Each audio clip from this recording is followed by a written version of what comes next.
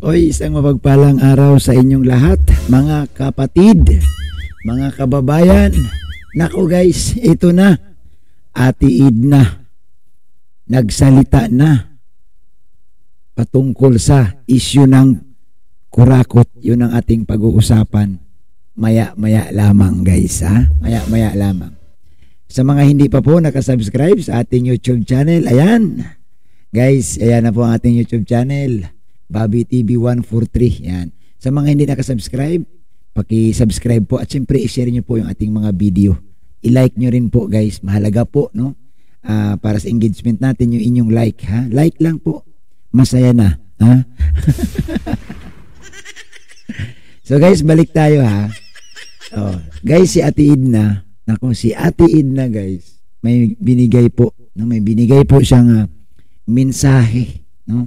Ito, pakinggan natin kung ano yung sinasabi ni Ate Edna at siyempre, no, mag-reactionan din natin, no, kung ano po yung mga sinasabi ni Ate Edna. So ito guys, panoorin natin. Channel, kasi pag may channel ay mahirap po. Masarap tumulong kapag yung itinutulong mo galing sa iyong pinaghirapan. Oh, ayan ha. Masarap tumulong kapag ang tinutulong mo galing sa iyong pinaghirapan. Naku, bato-bato sa langit. Ang tamaan, huwag magagalit. Ay, tuloy. Sa puso mo, no? Ayan, hayaan natin yung mga magugulo na yan. Si Kalinga Prab po, wala na yung reactors, wala na yung mga founder na yan, wala yung admin. Oh, yan guys, malinaw, galing kay Ate Edna. Si Kalinga Prab, walang reactors, pero alam ko mayroon eh. Si Kalinga Prab, mayroon siyang, ilan ba yung reactor ni Kalinga Prab? Si Julay Paunil, si Kuya Jens, si Marsanyo, at saka si Jojo Albas. 4. No, may 4 na reactor si Kalinga Prab na official reactor. Oo, pero yung iba wala na kasi sabi na Edna wala na. Tuloy. Wala na siyang mga scouter. Ang content po ni Kalinga Prab ay sarili niya. Siya po ang bida doon para hindi sabihin na ginagamit. So, yeah. So wala nang scouter. Ha? Paano? Paano yung mga scouter? Paano na? Ay, nako, ha? Nako, ito, maganda itong real talk na Edna. Nako. Tuloy. Yan, mapapatunayan natin na talaga pong legit ang ating pagtulong. Hello kay Pete Third. Yan, sa totoo lang po, yun naman talaga simula pa. Si Kuya Bal nag-start po sa ganyan, ang tinulong niya, sariling income niya. Guys, ito kukwento ko lang ng maiksi patungkol dito sa sinabi na Edna na about kay Kuya Bal, yung pagtulong ni Kuya Bal. Dumating ako sa diet guys, na ikwento to ni Kuya Bal na noon daw talaga, at hindi lang si Kuya Bal, pati yung mga viewers na nandito sa diet, sinasabi talaga na nagmumotor pa lang daw si Kuya Bal, no? So ang style ni Kuya Bal, pag may kita pala itong si Kuya Bal Santos Matubang guys, instead na ibigay niya kay Ate Edna, ang ginagawa ni Kuya Bal, binibili niya ng bigas or nagpapapiding program si Kuya Bal. O, alam niyo, naalala ko yung kwento nito yung anak ni Kuya Bal na bunso, si Pau Pau. Ang sabi niya,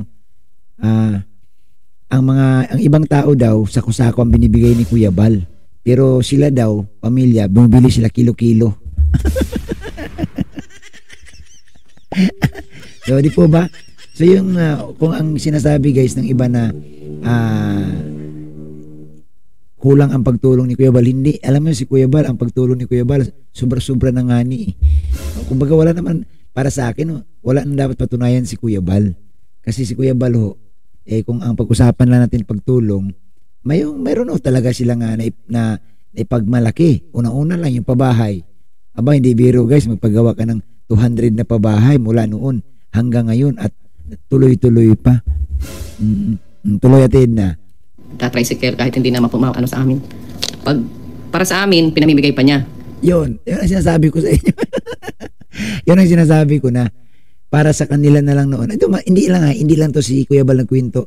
Ang nagkwento sa akin ito kasi kaming mga batch na una sa diet, yung mga nakakilala kay Kuya Bal noon at nakakausap namin, sabi talaga nila, no, na ay talagang si Kuya Bal, pag makita ni Kuya Bal, lalo senior guys, ang puso ni Kuya Bal guys, di niya talaga matiis. Oo. Kumbaga si Kuya Bal parang lugmok na lugmok siya pag may isang senior guys na hindi niya matulungan, lalo na kung nangangailangan. Kaya nga mapansin mo, nakilala si Kuya Bal guys sa mga matatanda sa pagtulong niya sa mga senior. doon talaga naantig ang mga viewers. Kasi nga parang wala na, may mga matatanda kasi nung araw na sa mga pinupunta namin ni Kuya Bal, may mga matatanda na wala na nagmamahal eh. Even yung kanilang mga anak, iniiwanan sila. So mabuti na lang mayroong isang Kuya Bal. Oo.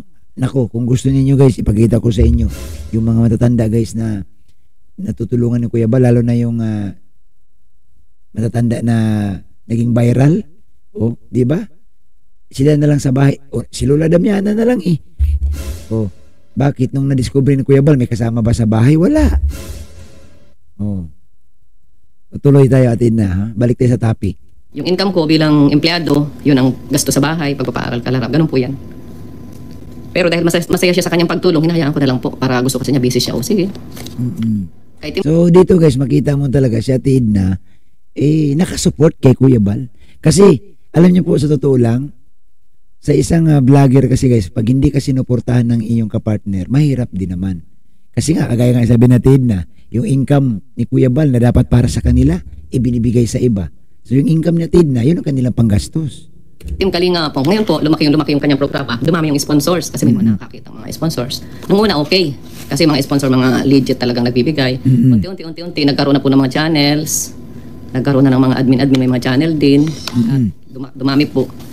Ay alam mo na, syempre content po yun. Hanggang nangyari, Kuya Bal, ma-vlog ako. Kasi yung kikitain ko, doon sa vlog yun ang itutulong ko. O mali na agad. Diba, mali? Saan galing yung kita niya sa vlog? Eh di, sa kalingap ang content niya. Parang pinaikot ka, ginisa sa sarili mong mantika. Hanggang yung mga lumipat na sa kanila, yung mga sponsor na iba, na walang channel, lumipat sa kanila, yung mga tawag dito, mga supporters na iba, lumipat na sa kanila, may mga sarili na silang community, gumagawa sila ng mga issue, nakadirect na sila sa mga beneficiaries. Nako, yun, na-real talk tayo ni Ate Edna. Dumadirect na sa beneficiary. Totoo man talaga yan. Sa umpisa guys, ang babait ninyo. Sa umpisa ha, may isa akong na-witness na may isang sponsor guys na dumating sa diet. Sa umpisa ito, napakabait kila Ate Edna. May mga may mga regalo, may mga pasalubong, no? Yun nga ang approach na, Kuya Bal, gusto namin na tumulong, Kuya Bal, gusto namin naantig kami, Kuya Bal, sa ginagawa mo, gusto namin tumulong, Kuya Bal. Ang babait guys. Ang babait nila.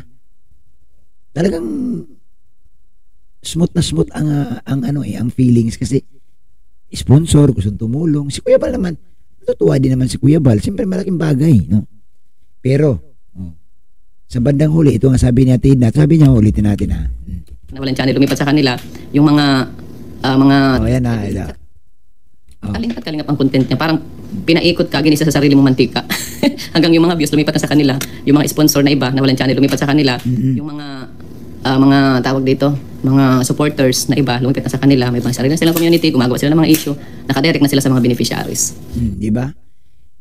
Nagkaroon na sila ng supporter, yung mga sponsor lumipat na sa kanila kasi nahakot na no? Kung baga napasunod na nila yung mga supporters, no? Di ba? Lumipat na. So, tama tong sabi natin na talaga. Dumidirekta na. At ito guys, wag nilang itanggi yan, no? Sinungaling kayo pag hindi nyo aminin na hindi kayo dumidirekta sa mga beneficiaries. Sinungaling kayo pag di nyo kinausap ang mga beneficiaries. Tama itong sinabi ni Ate Edna, no? Ito talaga, real talk. So, ang pinakamahirap at pinakamasakit sa mga issues nila, ang tagasagot, tawag doon, shock absorber.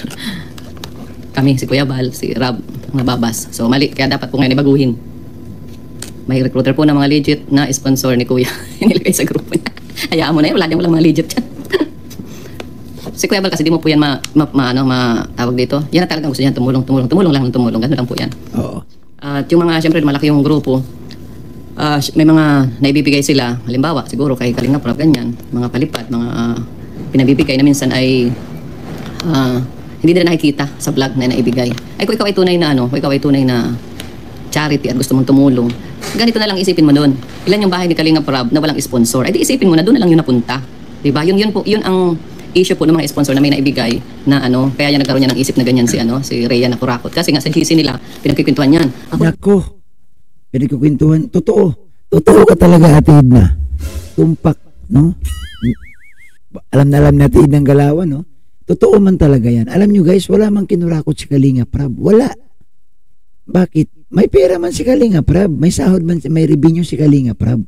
Kung yung sinasabi ninyo na nawala, hindi man nawala yan. Hindi lang siguro na ipakita, pero napunta yan sa pagtulong. Paano naman kurakutin ni Kalinga Prab? Eh may revenue yung mama. Yung kanyang revenue, hindi niya man kayang ubusin yan. Oh. So ito yung sabi ni Tidna, no? Binabas si Kalinga Prab, pinag-usapan sa GC nila, ito yan. Edi isipin mo na doon na lang yung napunta. Oo. Diba? Yun ang issue po ng mga sponsor na may naibigay na kaya niya nagkaroon niya ng isip na ganyan si Rhea na kurakot. Kasi nga sa GC nila, pinagkikwentuhan niyan. Ako nagbigay ko kay Rab ng ng ganito, ng 5,000 hindi na i-vlog, nasaan yun? O edi, kinurakot, siguro ganoon. Eh meron po mga hindi na nai-vlog, pero tuloy-tuloy naman yung pagtulong. Kaya kung ang puso mo ay tunay na paglingap, di ba? Pag ang puso mo ay tunay na paglingap, isipin mo yung sa kabuuan. Ilan yung pinabahayan ni Kalinga Prab na walang sponsor, ilan yung natulungan na walang sponsor, ilan yung estudyante na tulungan na walang sponsor. Isipin nyo lang na doon yung napunta. Kasi, kaya ganun, kulang sa pansin. Ang gusto, shout out kay ganito. Kasi may mga channel na may mga channel na, di ba? Shout out kay ganito, nagbigay ng ganito.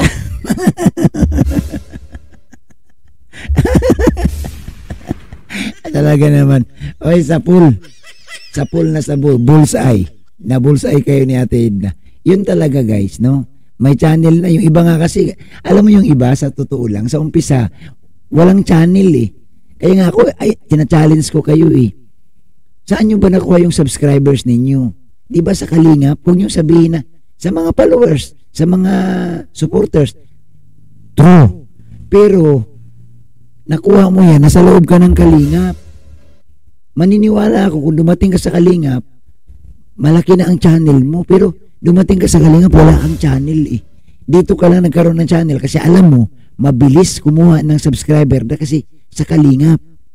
So, tama itong sabi ni Tidna guys, no? Yung iba talaga dito, umpisa, magbibigay kasi may kapalit. O, bigay-bigay, tapos magagawa ng channel. Oh, ulitin natin sabi ni Tidna. Walang sponsor. Isipin nyo lang na doon yung napunta kasi, kaya ganun, kulang sa pansin. Ang gusto, shout out kay ganito. Kasi may mga channel na may mga channel. Ang ano kasi ito is yung shout out eh.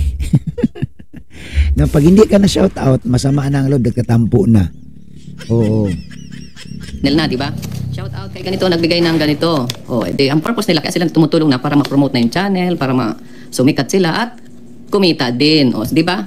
Ganun lang rin po yun. Yun. Para di Nako, na-real talk tayo ni Ate Edna. Ayan. So, sana wag nang ganun, no? Wag naman sanang mambas. Wag naman yung hahanapin mo. Talagang, tama naman talaga, no? Dahil gusto mong ma-shoutout, dahil may channel na, pag hindi ka na shoutout, nagtatampo, hahanapin yung ibinigay. Nako po. Hindi magandang ugali po yan, no? So, ayun guys, maganda po itong na-remind tayo ni Ate Edna na dahil nga pag hindi na shoutout, hinahanap na yung inyong mga tulong, mas mainam pa siguro sa umpisa, wag na lang kayong tumulong kung gano'n naman pala na mayroon mang kapalit. Oo. So yun lamang guys yung ating maiksing reaction. Sa mga hindi po nakasubscribe sa aking YouTube channel, ayan po, no? Tayo po ay nagpaalala din, no? Sa mga hindi pa po. At salamat din po guys sa lahat po na nag-subscribe sa aking YouTube channel. Tayo po ay road to 300,000 subscribers na. So salamat po sa inyong lahat at isang mapagpalang araw mga kapatid.